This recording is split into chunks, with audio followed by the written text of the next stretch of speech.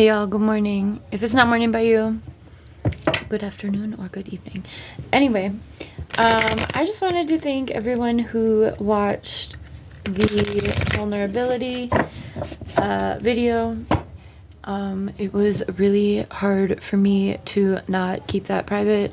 I privated it and then made it public again because I'm like, no, I'm supposed to be sharing this for a reason. But I just wanted to touch on something quick, like if you watched that, or if you also feel like you're not allowed to be, move authentically through your feelings, like if you've been punished for that in the past, and it causes you blockages when you are trying to be vulnerable or move through emotions. I understand, and that's why I'm leaving that there. I think that in our society, there's this ginormous, right? It's just this expectation of being okay, right? And if you're not okay, then you get punished, right? And so I think when we talk about decolonizing, when we talk about shadow work, when we talk about releasing these things that others have put on us, shame and guilt, fear as well, were all things that arose for me after I posted that video. And it was mostly I don't want my family to see this and do something dumb, because I grew up in a family where I was not allowed to express my true emotions, which is why I had to let my family go, but I just want you to know that we're all human and we all go through stuff. And today, really quick right now, if you haven't watched it, it was just yesterday. I was really feeling a lot in a very short amount of time, kind of exhausted, very frustrated, kind of even victim-y. I was kind of having a pity party. And I think that if we don't stay in that space, we can use that time for okay, what is this trying to teach me? Which of course at the end of that video, I'm like, there's always a fucking lesson, but ultimately I really like the lessons. I feel a lot better today. As a mom, I didn't really have any mom time the past couple days because Tiny woke up with me. And I usually get a couple hours in the morning for myself. And even at night, and I didn't have enough space for me, and so last night he fell asleep early. I got some time to myself, and then this morning he also slept in, so I had a couple more hours to myself. So thank God the universe will provide, right, when they know that it's necessary, and that's what I was asking about. I don't mind doing this shit alone. In that video, it really looked like I do mind doing this shit alone. But again, that was just a moment when all of these little things came at the same time. And like I said, I was overwhelmed. I needed space. I was not available to get space. I was pissed because no one else is here to give me space. And yeah, that's what that was. There was also a lot of fear about this coming week, but I'm not giving my power away. I'm not worried about this. So anyway, I want to pull from the Mystical Shaman Oracle. Thanks for being here. If you haven't seen that video, go ahead, watch it. I'm going to leave it up. I almost took it down this morning, but I'm like, no. They don't love you like I love you. Anyway, wait. All right, here we go. Mystical Shaman Oracle. This is an incredible oracle. The Andean Cross. We are going to be reading from the book as they come. Actually, let's go ahead and pull 4, and then we're going to go through the book, and I'm going to read the guidance. I'm not going to interpret this for us with my own intuition. So we have the Andean Cross, the Sun, the Witness, and the Blade. All right, we're going to start here. I'll show you the cards as we go. I have to sneeze. Excuse me. Also, if you had a day, I feel like this Mercury retrograde is planetarily, we have a lot of retrogrades going on. Not just Mercury, I don't know what they are, I'm not an astrologer. But all my tarot card readers keep talking about retrograde season. Also, Pluto is going from Capricorn into Aquarius, and Pluto is like a good 20 years of a cycle. So this moment in time is really setting us up for a long haul, right? So whatever needs to be released needs to be fucking released at this time. And however that needs to be released, right? If you're having, if you need to scream, if you need to go to a rage room, if you need to, don't do that at your own house. Do that safely. You know what? I have a baseball bat and a pumpkin. That might feel good today. I was gonna get the seeds out of that. Anyway, okay, let's get some guidance. Just know that this is a highly transitional moment in time. Don't get swept up in the waves, myself included. And if you are having a moment, have that moment and then use it as a stepping stool to learn, right? Okay. The Andean cross represents the cosmology of shaman. It depicts the 4 cardinal directions, the upper and lower worlds, and the steps to reach these realms. The hole in the center is a gateway to interdimensional travel, the proverbial eye of the needle that we can all go through to experience higher states of awareness and wisdom and to break free of linear time. The invitation for this card announces the start to a great journey. It's time to raise your gaze from the mundane day-to-day to which until now has seemed beyond your grasp. Allow new wisdom to guide you and stop trying to make sense of it all before you respond with a resounding yes. The medicine, the time has passed and the window of opportunity has closed. Now is not the moment to take a leap you have been over-preparing for. It is best to wait until conditions in heaven line up again to offer you a more propitious moment. I don't know that word. It seems like it would be more divine, though. So we'll just say a more divine or aligned moment, okay? Any bold action you take now will require tremendous effort on your part. Just as important as knowing when to act is knowing when to return to your inner stillness and wait for more favorable times, right? With Mercury retrograde, that is a pretty big theme. Don't start new shit. Don't sign new contracts. Use it as a rejuvenation. Mercury retrograde starts officially tomorrow, I do believe. Be aware of it. Don't fear it. Okay? The sun.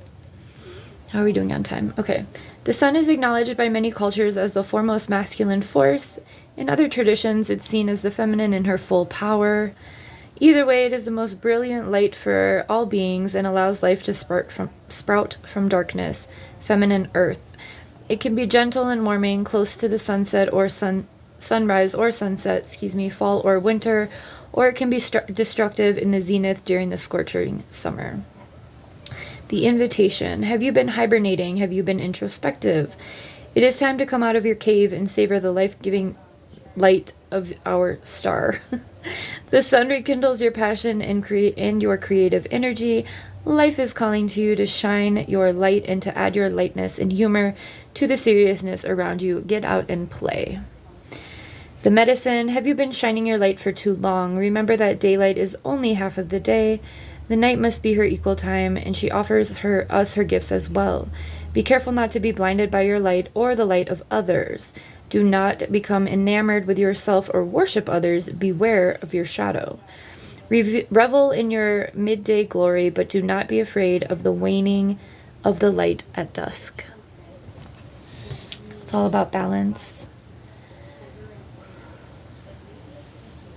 All right. Let me find this and then I will show you the people who put this book together did a phenomenal job of organizing it and making it easily accessible. Okay. And I am grateful for that. Witness. The witness observes others without any action. By cultivating inner stillness, we are able to assess any situation from a higher perspective and make better decisions. When we can be present for someone else's difficulties with stillness, then we are able to truly hear them and give them better advice. Sometimes we can be so still that we mirror for the other. Then, through our presence, they receive their own answers. The invitation. The witness that has been by your side all along is now ready to become your ally. You thought you were the doer, but today you discover that things happen when you get out of the way. Witness creation unfolding before you. Change reality by finding stillness and letting your true intent reveal itself. The medicine. Acknowledge your preconceptions, ideas, and feelings about the situations you are in, but resist the urge to change any of it. Do not fall back into your controlling patterns. Instead, take a few deep breaths, connect with your joy and not having to perform. Hold space for the world to keep spinning on its own. I feel like that's kind of one of the things that I went through yesterday as well. So if you're going through that, I hope this advice helps you get out of it. All right. The blade. The blade represents sharpness of the mind and body and spirit. Pointing upward, it summons the power of heaven. When aimed down to the ground, it anchors the power of the heavens on earth. The blade can be a healing tool or a weapon. Wield it wisely, and it will transmute power, bestow initiations, cut energetic cords from the past, or sever toxic relationships. Use it with anger, and it will slash, stab, and kill. You are invited to draw your blade and use it. It is not auspicious to hesitate, to waste time in the idle talk, or to hide from the inevitable. Heaven and earth are aligned to support you in claiming your power, so take decisive action. Overcome your fear of hurting others. Unsheath, I don't know this word. Unsheath the blade. I guess that means like take it out and use it wisely. The medicine, it's time to put down the sword and place it back into its scabbard. Do not offer your blade in service of toxic emotions. You will be faced with an even more disagreeable future with the people or situations you are attempting to banish. Put the blade back to rest until your inner fire has mellowed. Then use your blade with impeccable intention to cut the energetic cords that are tying you to drama at hand. Set yourself free. So what we did here was the medicine was the more or less reverse, or if a card comes out of the deck in reverse, that usually has a more negative connotation, or the lesson itself is to look at your shadows, right? And so that's the medicine in this deck. So I did read both the invitation and the medicine for each card. So hopefully you're getting a well-rounded thing. Remember, there's always light and dark. There's always masculine, feminine. There's always a balance needed. So if the invitation and medicine both resonated for you, that's okay. Take it for what it is for you. All right. Again, thank you for being here. I'm going to be done with this. I just felt called this morning. Remember that when you are triggered, it's okay. Right? We are here to be doing these things and to be learning our lessons and to be integrating ourselves. And again, just like the medicine and the invitation, that happens both in light and dark, right? It's about finding balance. It's about learning from the times that we're less than proud about, and it's about moving forward with your own power too. I think something that's coming up a lot for this Mercury retrograde energy that I myself am going through, that I've been reflecting on since yesterday, well, longer than that, but yesterday was like this tipping point, right? I feel like there's a lot of pressure for